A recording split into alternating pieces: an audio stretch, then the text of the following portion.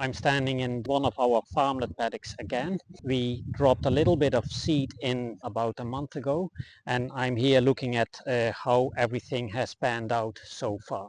We dropped in some ryegrass seed in two of the treatments and some plantain seed in two of the other treatments. Did that not for production reasons, but to hopefully achieve a botanic composition closer to our aim. When dropping in seed, you want to make sure that all seedlings, after they have germinated, have the best chance of developing themselves.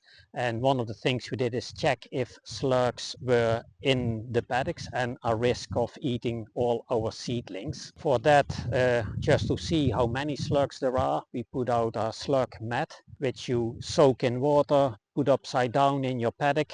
We do that normally for about a night, and next day you check underneath and see if you can see signs of slugs or slugs themselves. We decided to drop some slug bait in because the slug numbers were above 2 to 5 per square meter. So with these slug baits in, when I inspect the paddocks now, we do see the seedlings germinating and developing themselves. One of the things we have noticed looking at our paddocks now is that the impact of frost actually has caused a bit of a difference between the paddocks that were grazed out a bit earlier compared to the paddocks that were grazed out a bit later in the season.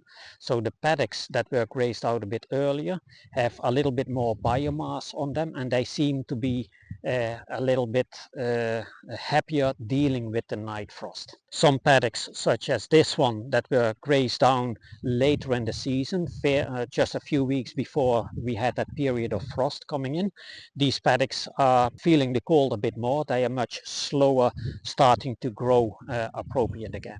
Overall, we probably have had over the last 2-3 weeks not more than half of the normal winter growth in our paddocks, and that is especially so in these paddocks that were grazed down hard just before the winter came in.